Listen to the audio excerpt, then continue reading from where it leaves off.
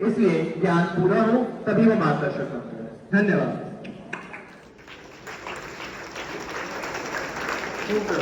मैं शिवानी कक्षा 12 सचिव प्रस्तुत से आप सबके समक्ष एक श्लोक प्रस्तुत करने जा रहा हूँ, जो कुछ इस प्रकार है। अज्ञानम प्रोक्तम ज्ञानम प्रकाशम स्मृतम अल्प ज्ञानम तु मोहम ही पूर्ण ज्ञानम विमुक्तिदम।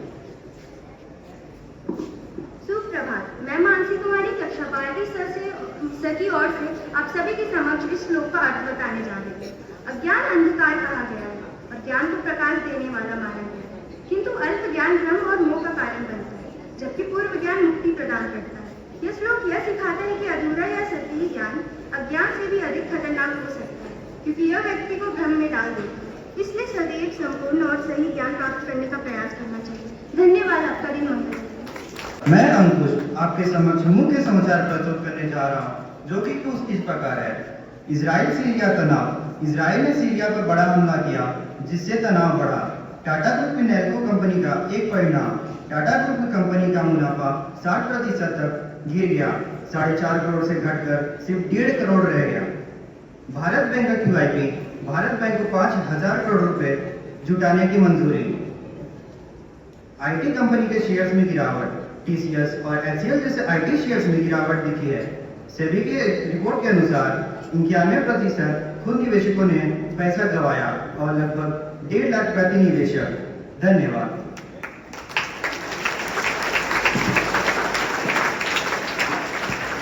सुप्रभात, मैं अनुराग पाठक आप सभी के समक्ष आज का खेल समाचार प्रस्तुत करने जा रहा हूं, जो कि कुछ इस प्रकार है। भारतीय पुरुष हॉकी टीम ने एशियन चैंपियनशिप ट्रॉफी में शानदार जीत दर्ज की। अंडर 19 भारत क्रिकेट टीम ने श्रीलंका को हराकर फाइनल में अपनी जगह बनाई। अर्जेंटीना ने उरुग्वे को हराकर फाइनल में प्रवेश किया। चेल्सी ने PSG को 3-0 से हराकर फीफा क्लब वर्ल्ड कप में जीत हासिल की। धन्यवाद। यम केवलम अर्धसत्य जनाति स ब्रह्मवती न ज्ञान तस्य रक्षति अपितु विनाश करोतु। इसका अर्थ है, जो केवल आधा सत्य जानता है वह ब्रह्म में जीता है। ऐसा ज्ञान न रक्षा करता है न लाभ, केवल विनाश ही लाता है। सुप्रभात, मैं शिवानी मैं कृष कक्षा 12 सर की ओर से आज की प्रातःकालीन सभा में आप सभी का हार्दिक स्वागत करते हैं। साथियों, आज का विषय है आधा ज्ञान सबसे बड़ा नुकसान। जिसका अर्थ है अधूरी जानकारी पूरी जीवन पर भारी पड़ सकती है। जैसा कि कबीरदास जी ने कहा था, अज्जल गगरी छलकत जाए परी गगरी रही छुपाए। इसका अर्थ है अधूरे ज्ञान वाला व्यक्ति ही सबसे ज्यादा शोर करता है, जबकि जिसके पास ज्ञान होता है वह शांति और समझदारी से काम लेता है। इसी के साथ अब मैं कंचन को आमंत्रित करती हूँ एक सुंदर कविता के लिए। आज आप सभी के समक्ष एक कविता प्रस्तुत करने जा रही हूँ, जो कुछ इस प्रकार है। आधा ज्ञान अधूरी कहानी, भ्रम में उलझाए लाए परेशानी। नदी अधूरी सागर बिन जल, जीवन अधूरा स्वप्न निष्फल। अधजल गगरी छलकत जाए, भरी गगरिया चुपके जाए।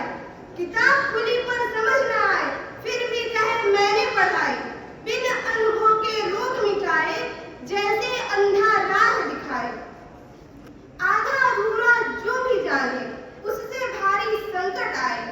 सच को तोड़ मरोड़ बताए, झूठ की राहों पर हो जाए।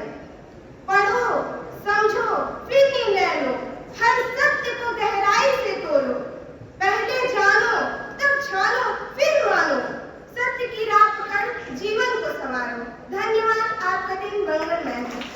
ज्ञान अर्जुन पुत्र सारंगधारी मृत्युंजय अभिमन्यु की मृत्यु का कारण बन सकता है। एक अपराजित योद्धा को वीरगति प्रदान कर सकता है, तो सोचो वो आधा ज्ञान कितना खतरनाक हो सकता है। सुप्रभात, आदरणीय प्रधानाचार्य जी, शिक्षकगण और मेरे प्रिय साथियों, मैं निहित शाह कक्षा 12वीं सभा की ओर से आज मैं आपके समक्ष एक अत्यंत महत्वपूर्ण विषय पर अपने विचार प्रस्तुत करने जा रहा हूँ। हम सभी जानते हैं कि अधूरा ज्ञान सबसे बड़ा नुकसान। हम सभी जानते हैं कि ज्ञान एक अमूल्य धन है। यह वह शक्ति है जो अंधकार को दूर कर जीवन में प्रकाश लाती है। लेकिन जब यह ज्ञान अधूरा होता है तो यह लाभ के बजाय हानि पहुंचा सकता है। एक प्रसिद्ध कहावत है, अधजल गगई छलकत जाए, जिसका अर्थ है कि जिस पात्र में थोड़ा सा जल होता है वह अधिक छलकता है। ठीक वैसे ही आधा ज्ञान रखने वाला व्यक्ति भी स्वयं को संपूर्ण ज्ञानी समझ बैठता है और दूसरों को भ्रमित करता है। आज के समय में इंटरनेट और सोशल मीडिया पर जानकारी की भरमार है, लेकिन उसमें से कितनी जानकारी सच और पूरी होती है यह समझना मुश्किल हो गया है। लोग आधा अधूरा ज्ञान लेकर निर्णय लेने लगते हैं, जिससे गलतफहमियां, झगड़े और कई बार तो बड़े नुकसान हो जाते हैं। अभी इसका सबसे प्रसिद्ध और मार्मिक उदाहरण हमें महाभारत से मिलता है, वीर अभिमन्यु का। अभिमन्यु अर्जुन और सुभद्रा का पुत्र एक अद्भुत योद्धा था।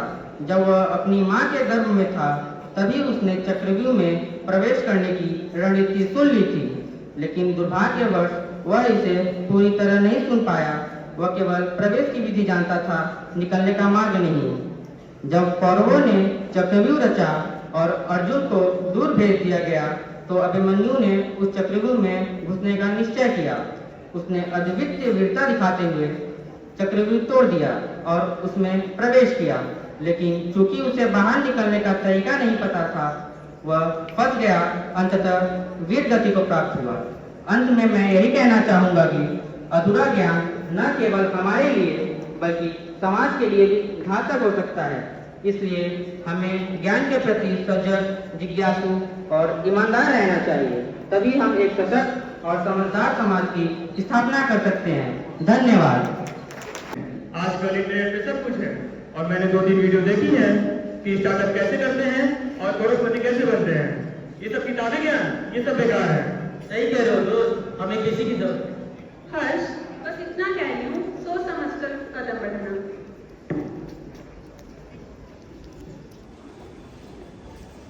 हर्ष न तो मार्केट की जानकारी लेता है न किसी से सुलझाव।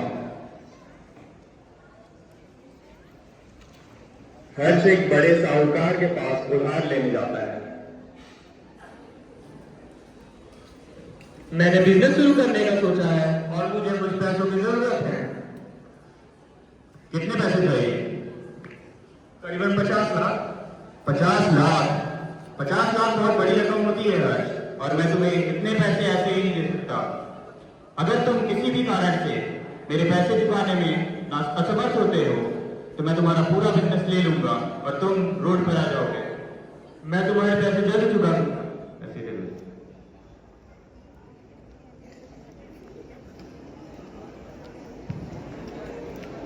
हर्ष आयुष से कुछ पैसे उधार लेता है और दोनों मिलकर व्यापार शुरू करते हैं। हर्ष को लगता है कि वो सब जानता है। वो लोगों को सलाह देता है और खुद को सबसे बड़ा जानकार समझता है। देखो, ऐसे काम करते हैं, ये पुराने तरीके, ये सब बेकार है। मैं बताता हूँ कैसे करते हैं। शुरू में तो छोटे छोटे नुकसान होते हैं और आयुष डरने लगता है। हर्ष, क्या तुम्हें लगता है कि हम सब सही कर रहे हैं? मुझे तुम पे भरोसा है, लेकिन मुझे डर भी लग रहा है। हर्ष, तुम्हें तुम्हारे घमंड ने अंधा कर दिया है। तुम्हें बिना पूरी जानकारी के चुप, दोनों चुप, जाओ यहाँ से। मुझे पता है मैं क्या कर रहा हूँ।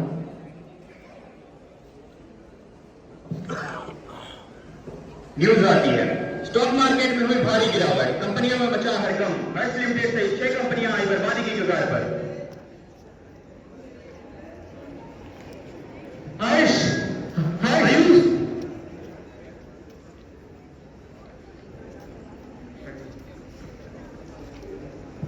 और हर्ष भाई कैसे हो? पूरे टीवी पर तो आप ही छाए हुए हो। खैर, काम की बात पर आते हैं। मेरे पैसे कहाँ हैं? मुझे पता था। तो जैसी हमारी बात हुई थी, कॉन्ट्रैक्ट के पेपर साइन करो और सब कुछ गवा दो। खुश रहो।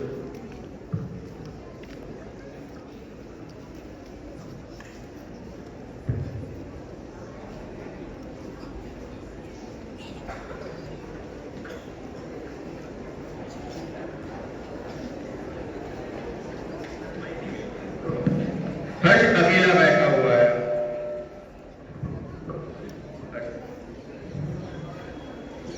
उसके चेहरे पर निराशा है। उसके मन में आवाज गूंज रही है, मुझे सब पता था, मुझे पता था ये होगा। तभी गायक स्टेज पर आता है, उसकी आवाज प्रभावशाली है। क्यों हर्ष, क्यों अपने घमंड को अपना ज्ञान समझा? क्यों बिना पूरी जानकारी के इन सब की जिंदगी के साथ खेला? आधा ज्ञान वो जहर है जो आदमी को विनाश की ओर ले जाता है। आधे ज्ञान से घमंड आता है और घमंड विनाश लाता है। असली ताकत वो है जो ज्ञान से, सीख से और विनम्रता से आती है। हर्ष टूट चुका है, वो धीरे धीरे खड़ा होता है। उसकी आवाज में पछतावा और संकल्प दोनों है। अब मैं समझ चुका हूं कि अधूरा ज्ञान क्यों सबसे बड़ा दुश्मन है, और मैं वादा करता हूं कि बिना पूरी जानकारी के मैं कोई भी फैसला नहीं लूंगा। धन्यवाद। वाह, अभिनय के Thank you, children. Beautiful lesson learned from the students of classes 12C. Commerce Wing, they have given us this beautiful knowledge today. Little knowledge is a dangerous thing. They have clubbed it with the skit that they have presented. In a very short time, it's very difficult to put across your themes. And when you do so,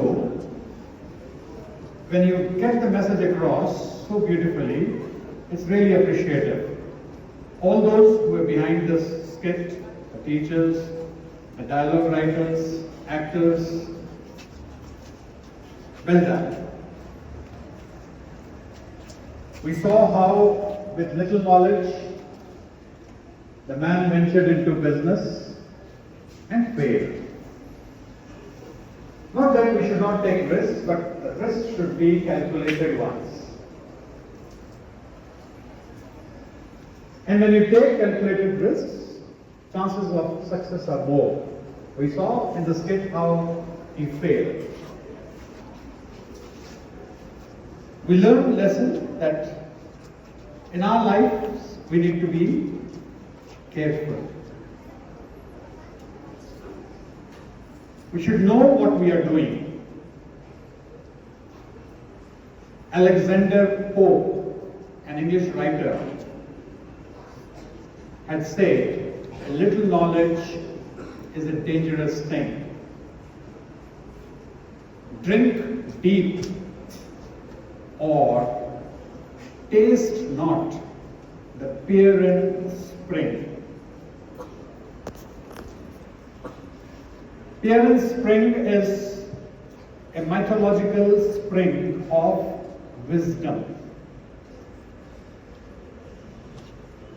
To seek the wisdom first and drink deep, Alexander Pope says. सिर्फ चुपना नहीं है, उसको अच्छे से खाना है. Whatever area we want to walk in, we want to be a sports person, we need to learn the basics and then we have to practice. We want to become a scientist, we need to learn the concepts, the laws and work upon them, do practicals, then we will succeed. You love literature, you have to delve deeper, you have to write, you have to read. You want to become a mathematician, for that you have to practice your problems.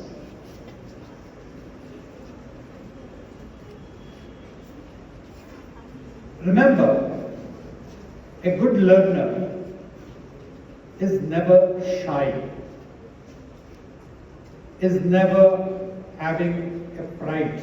जैसे आप हमने skit में देखा, उसको थोड़ा सा घमंड था कि मैं सब जानता हूं और वो बिजनेस में वेंचर कर गया. उसने सीखने का प्रयास नहीं किया. अगर वो सहयोगियों से सहायता लेता तो उसको बिजनेस की ज्यादा समझ होती और वो कहते हैं ना फूंक फूंक के कदम रखता. So learn the basics of the area that you want to venture in. And if you practice on it, no one can stop you from attaining your set goals. So beautiful assembly children, thank you for putting across these views. And we look forward to many more such beautiful assemblies coming from other classes also. Yesterday children, many of you were absent from the school. Only classes 6 to 8 and other participants of yesterday's function were there in the school. The school has been given a beautiful auditorium. As and when your programs will be held there, you will go and witness it, you will go and see it, you will be using that. New classrooms have been constructed. New students will be joining us, hopefully from coming week. Classes will be divided into 3 sections, A, B and C. From class 3 onwards, those of you who are having roll numbers 41 and above will be shifted to C section. New students will be joining the C section. New groups will be made. New teachers will be joining us. You'll get your new timetable from next week. All these little adjustments will be there, but teachers will be there to guide you. That you don't have to worry. And once you settle down, again you will have your new set of teachers, new classmates, and new challenges, new tasks, new stories of success. So we look forward to all that. Thank you.